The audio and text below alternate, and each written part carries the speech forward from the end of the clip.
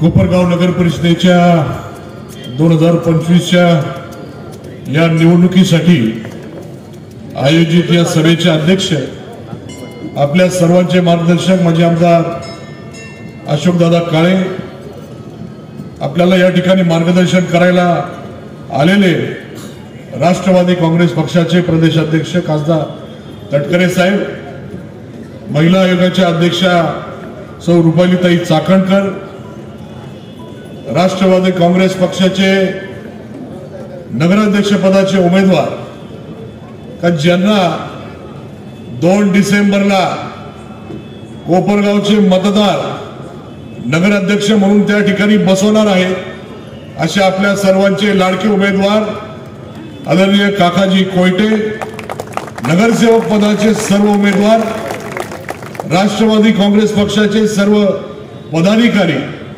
सर्व कार्यकर्ते, उपस्थित सर्व पत्रकार, सर्व बंधू आणि भगिनी, ही निवडणूक आपल्या सर्वांना माहिती आहे 9 वर्षानंतर होते। 2016ला झालेली निवडणूक आज 2025 मध्ये ही निवडणूक होत आहे आणि ही निवडणूक अतिशय महत्त्वाची।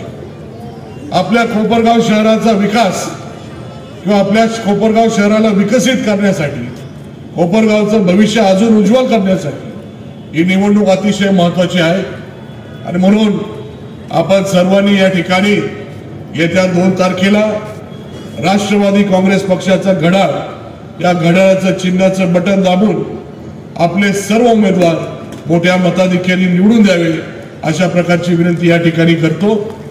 आपण सर्वांना कल्पना आहे साहेब, 2016च्या दिवशी 2016च्या वर्षी कोपरगाव शहराने 23 दिवसाआड पाणी बघितलं आणि म्हणून कोपरगावकरांनी मला 2019ला विधानसभेमध्ये त्यांचा आमदार म्हणून पाठवलं। राज्य सरकारच्या माध्यमातून पाणी पुरवठा योजना मंजूर करून मी आता 5 नंबर तलाव पूर्ण केलेला आहे आणि जे 15 ते 23 दिवसाआड पाणी कोपरगाव वासियांनी बघितलेलं होतं, आज ते 4 दिवसानंतर येते।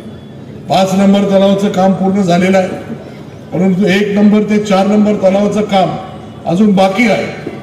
ते काम करून मला कोपरगाव शहराला रोज पाणी द्यायचा संकल्प त्या ठिकाणी मी घेतलेला आहे आणि म्हणून मी दिलेला शब्द निश्चित पूर्ण करतो। आपल्या आशीर्वादाने जे काही शासनाकडून मदत लागते ते निश्चितपणे मिळून कोपरगावकरांना दिलेला शब्द मी निश्चितपणे पूर्ण करणार आहे।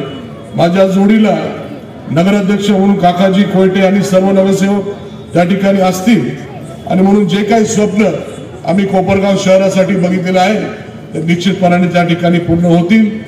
कोपरगाव शहरामध्ये मागच्या काळामध्ये जर 2019 पासून 2025 हा 6 वर्षाचा काळ बघितला तर कोपरगाव शहरामध्ये फार मोठा बदल त्या ठिकाणी झालेला आहे। पाण्याचा प्रश्नांबरोबर अनेक जे काही प्रमुख रस्ते आहेत हे सर्व चांगल्या पद्धतीचे झालेले, जे काही गटारीचे प्रश्न होते ते देखील त्या ठिकाणी सोडवलेले, भुयारी गटारची योजना मंजूर झालेली, अनेक शासकीय इमारती त्या ठिकाणी मंजूर झाल्या, अनेक कामं अजूनपर्यंत करायची आहेत, अनेक कामं मंजूर आहेत, त्या ठिकाणी ते सर्व कामं येत्या काळामध्ये चालू होणार आहेत। पण या सर्व गोष्टी पाहता विरोधकांच्या पायाखालची वाळू सरकलेली। आपल्या सर्वांना एक मन आहे माहिती आहे, कोल्ह्याला द्राक्ष आंबट आहे, परंतु आता काका आंबट झालेले। जी गोष्ट आपल्याला मिळू शकत नाही, जी गोष्ट आपल्यापासून लांब गेलेली, त्या गोष्टीबद्दल अपप्रचार करायचा, चुकीच्या गोष्टी सांगायच्या आणि म्हणून आपल्याला ती मन काका बदलावी लागणार। कोल्ह्याला काका आंबट झाले, कारण की आपण जोपर्यंत त्यांच्या बरोबर होते, आपलं एवढं कार्य 50 वर्षाचं, प्रत्येक ठिकाणी जिथे कुठे आपण कार्य केलं, सामाजिक असेल, सहकार क्षेत्रामधलं असेल, त्याचं कौतुक करण्याचं काम त्यांच्याकडनं होत होतं आणि जसे आपण बाजूला गेले तर आपल्याबद्दल चुकीच्या गोष्टी पसरवण्याचं काम त्यांच्याकडे। ठीक आहे, 2024ची निवडणूक असेल, त्या निवडणुकीमध्ये कोपरगावच्या सर्व मतदारांनी मला भरभरून मतदान केलं। आणि आता ही निवडणूक नगर परिषदेची येऊन आलेली आहे. ही निवडणूक त्यांच्यासाठी अस्तित्वाची लढाई आहे. काही करून आटापिटा करून ही निवडणूक जिंकण्यासाठी त्यांचे प्रयत्न चालू. परंतु मला खात्री आहे आपण सर्वजण सुज्ञ आहात. ही निवडणूक त्यांच्या अस्तित्वाची जाऊन द्या. ही आपल्या ही निवडणूक आपल्या कोपरगावच्या भविष्याची निवडणूक आहे. आपण योग्य विचार करून त्या ठिकाणी राष्ट्रवादी काँग्रेस पार्टीचे सर्व उमेदवार निवडून आणणार याची मला खात्री आहे. आणि म्हणून आपण सर्वांनी येत्या 2 तारखेला जे काही मतदान आपल्याला करायला जायचं आहे, 3 मतदान आपण त्या ठिकाणी करणार आहोत.